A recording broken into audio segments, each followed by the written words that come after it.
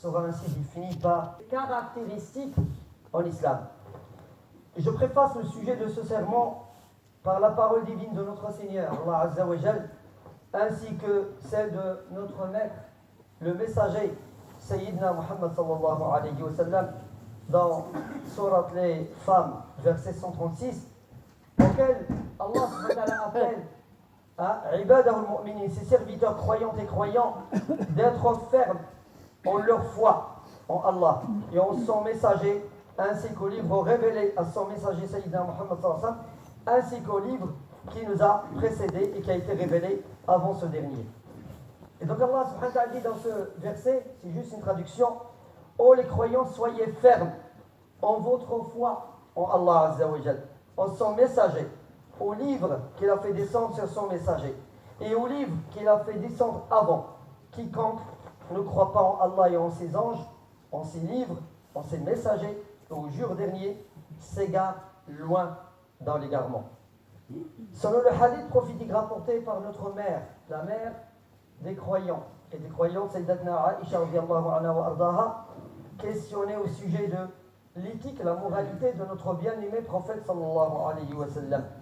Elle répondit que son éthique était le Coran, et dans une autre version, elle était un Coran ambulant qui marchait sur terre.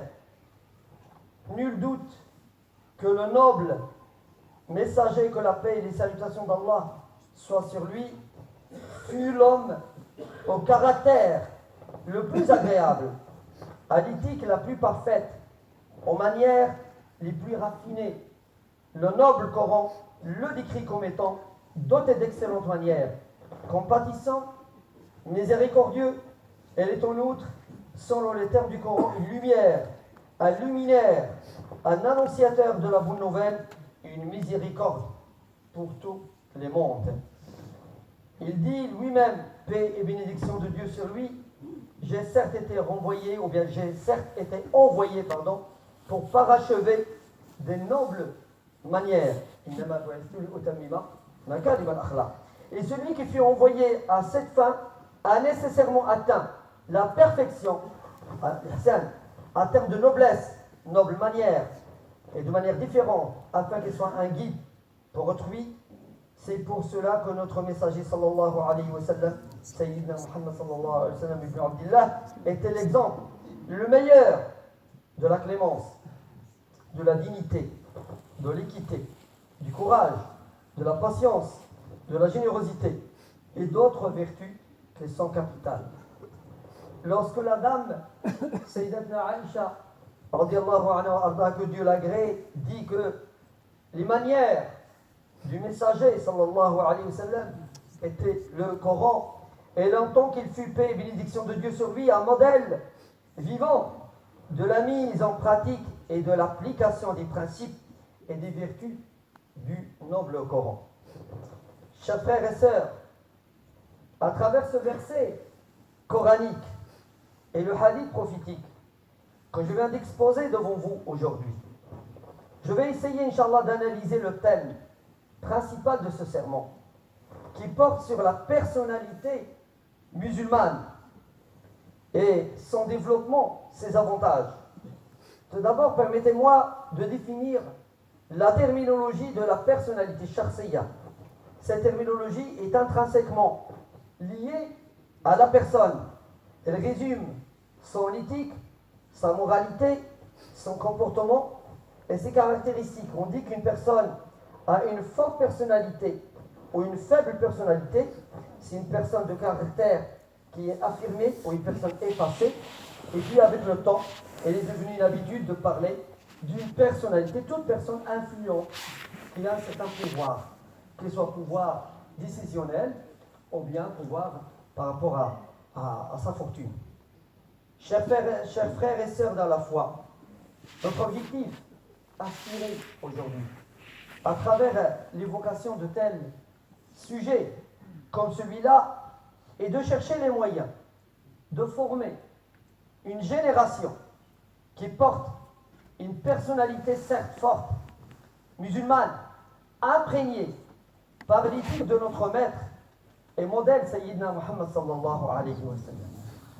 Et nous voulons par la suite arriver à ce niveau de noblesse, de l'âme, de prendre la hauteur, dans une époque qui connaît malheureusement un certain nombre de dérives, une certaine libéralisation de la turpitude, de la dérive, dans une époque où la personne pieuse et croyante est vue comme complexée et non libérée, et celle qui se donne à toutes sortes de comportements sans limite et sans respect des codes universels est considérée comme intelligente, dotée de diplomatie, c'est une personne libérée et émancipée. Et nous ne pouvons aspirer à l'apogée de l'éthique de nos ancêtres, dans notre bien-aimé prophète sallallahu alayhi wa sallam, ceux qui ont bâti l'islam des lumières, que par le retour sincère et ferme aux valeurs du Saint-Coran et à celles, ou bien celles de la sunna de notre messager sallallahu alayhi wa sallam. Le premier ingrédient pour y aboutir, c'est de développer cette foi musulmane. Nous prétendons toutes et tous que nous sommes croyants, mais la question qui se pose, sommes-nous vraiment porteurs d'une foi sincère et forte, ou seulement une foi qui fait semblant, une foi faible, qui fait défaut?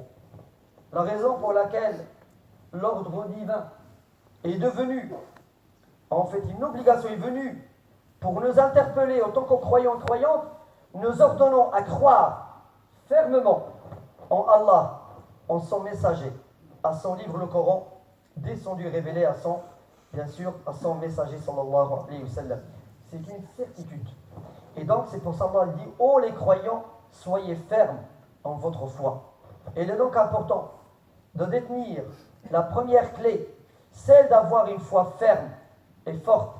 La foi est de croire avec certitude, avec force, avec fermeté, sans avoir le moindre doute que Allah Azza wa Jal est le Créateur suprême, omniscient, et le sage par excellence, et aucune âme ne mourra avant d'avoir eu toute sa part dans cette vie éphémère. Tandis que se déclarer croyant et croyante est doté d'une foi incertaine, qui oscille, qui tremble, une foi occasionnelle, qui s'affirme quand cela arrange et disparaît quand c'est compliqué, ne vaut rien. Et la raison pour laquelle le messager d'Allah sallallahu alayhi wa sallam a insisté sur le développement de la personnalité musulmane de ses compagnons dans une époque où les musulmans étaient encore faibles, au moment où les Qurayshites ont déclaré la guerre à notre messager sallallahu alayhi wa sallam. Notre messager sallallahu alayhi wa sallam a consacré tout le temps de sa prophétie à l'éducation, à la formation, le développement de cette personnalité musulmane, nourrie par l'amour du bien aux autres, qui veille sur les autres, être affectueux, compréhensif, à l'écoute sans juger, point, porter la paix pour les autres, à tel point qu'un homme à l'époque prophétique en vend 100 au 1000 de nous aujourd'hui. Chers frères et sœurs en islam, on peut se poser la question suivante: de quelle référence ces compagnons du prophète sallallahu alayhi wa sallam ont-ils extrait leur forte personnalité musulmane? Et il est évident que leur source d'inspiration et d'éducation est le Saint-Coran, cette école coranique de la vie, de l'esprit, d'équilibre et du cœur. Pour cela, notre mère Sayyidatna Aïcha radiyallahu anha wa ardaha a parlé de l'éthique de notre messager sallallahu alayhi wa sallam en faisant référence à la source, au Saint-Coran, ce livre sacré qui incarne la parole d'Allah Azza wa Jal, pleine de miséricorde, d'affection et de bienveillance. Cette université qui fait de notre messager sallallahu alayhi wa sallam quelqu'un de pieux, de respectueux, d'affectueux, de très agréable, de pardonneur, de bienfaisant, de généreux, de souriant, de modeste, d'humble. Ce sont ces caractéristiques telles que sont les caractéristiques de la personnalité du croyant. Car le croyant sincère ne ment pas, ne vole pas, ne fornique pas, ne se livre pas à la calomnie. Son éthique est parfaite à l'image de son messager sallallahu alayhi wa sallam.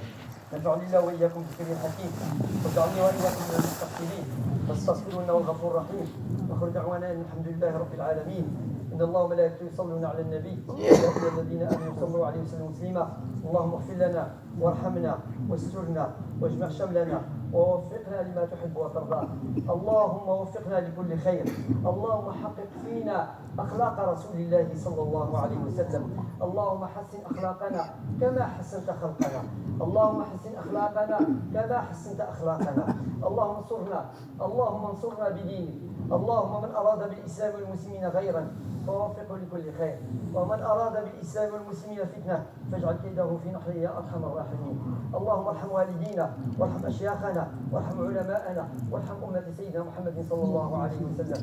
اللهم اشف مرضانا، اللهم اشف مرضانا، اللهم اشف مرضانا وفك أسرنا وقوي شوكتنا وانصرنا على من عادانا يا أرحم الراحمين يا رب العالمين. اللهم اشف أسقامنا، اللهم اشف أسقامنا، اللهم اشف أسقامنا، اللهم اشف أسقامنا ونور قلوبنا، ونور قلوبنا، واجعل الإيمان يتحقق في قلوبنا حتى نستسيغه ونذوقه يا أرحم الراحمين يا رب العالمين. اللهم لا تقتلنا وأنت غاضب علينا يا أرحم الراحمين يا رب العالمين. ربنا ولا تجعل في قلوبنا غلا للذين آمنوا.